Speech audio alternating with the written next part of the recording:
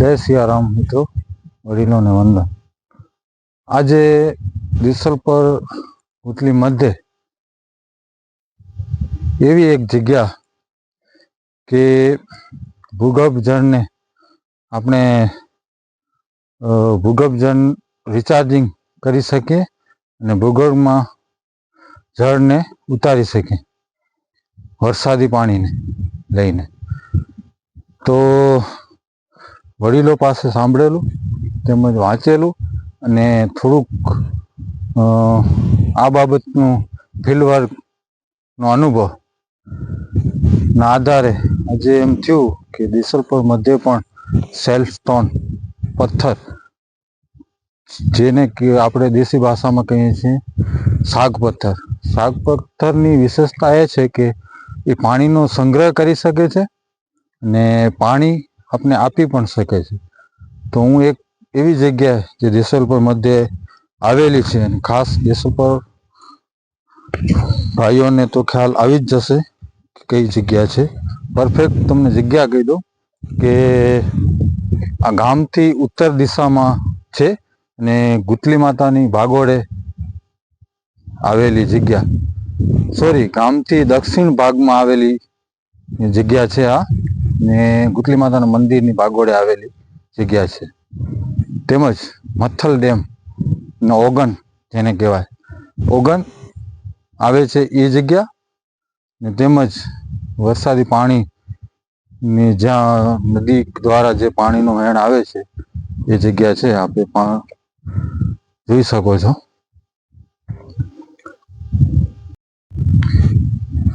જે જગ્યા તમને બતાવું આ સાગ પથ્થર છે. સાગ પથ્થર જેને કહેવાય ને, કે જે ભૂગર્ભ જળને ઉતારવા માટે, રિચાર્જ કરવા માટે આનામાં થઈ શકે.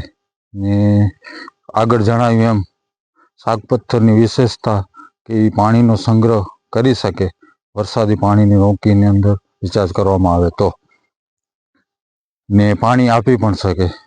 હવે મૂળ જે વાત કરવી છે એ આ છે કે દાખલા તરીકે ભવિષ્યની અંદર કોઈ એવું પ્લાનિંગ થાય ને અહીં ડેમ બનાવવામાં આવે બંધ બાંધીને, તો અત્યારે પણ જે સ્ટોરેજ છે પાણી, એની જગ્યાએ વધારે સ્ટોરેજ થાય અને આ જે સાગ પથ્થર છે એ રિચાર્જ થઈ શકે, સ્ટોરેજ થાય એના માટે પાણી.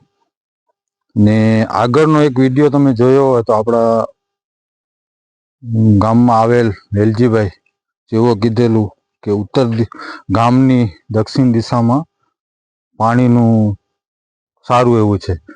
તો વાત મૂળ કે આને જો બંધ બાંધીને ચેક ડેમ કે ડેમ બનાવી અને પાણી જે વહેતું પાણી જાય છે એને અટકાવી રિચાર્જ કરી શકાય, જેનો બેનિફિટ આપને એ મળે કે જે પણ ગામની ઉત્તર દિશામાં, ગામની દક્ષિણ દિશામાં જેટલા પણ બોરવેલ કે છે એનો સ્થળ પાણીનું ઊંચું આવી શકે, તેમજ ખેતીલાયક સારું પાણી મળી શકે. જેનો ઇતિહાસ આપણે દેસલપરમાં જોઈએ તો છે જ, કે જે સમય એક સમય એવો હતો કે મગફળી પાકતી, મગફળી માટે કેટલું પાણી, કેટલા ટીડીએસનું કેવું પાણી જોઈએ એ આપણો ઇતિહાસ દેસલપરમાં રહેલો છે. ને બીજું કે અહીંથી આગળ ગેબલસા પીરની બાજુમાં ગેબલસા પીર દરગાહની બાજુમાં એક સેલો વાવ પણ આવેલી છે. એ અંદાજે 15 ફૂટ જેવી હશે, 2 ફૂટ કદાચ માટી ભરાઈ ગઈ હશે. તો ત્યાં સુધી પાણી હતું એ તો આપણે વિચારી શકીએ, જે તે સમય ઇતિહાસની વાત કરીએ તો ત્યાં હશે જ. ને કોઈ રિચાર્જ થતું હશે અહીં ને ત્યાં પાણી હશે. એનાથી આગળ જો વાત કરીએ તો બંધેવાળો કૂવો જે આપણે કહીએ છીએ, જેનું પાણી ગામના બધા માણસો પીધું હશે, પીવાલાયક પાણી માટે બંધેવાળા કૂવા માટે પીવા માટે ઉપયોગ લેતા, સર્વે પીધું હશે.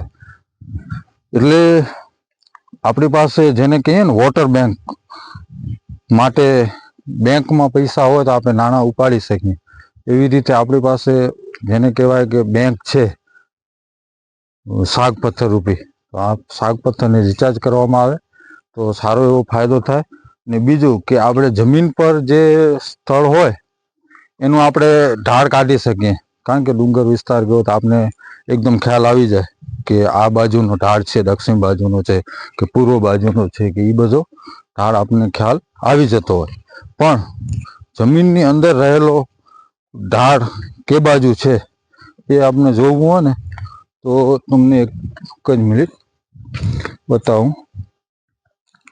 જે આ લહેર હોય ને, એટલે કઈ કે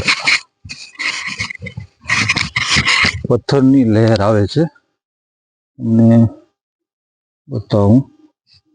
આ લહેર છે.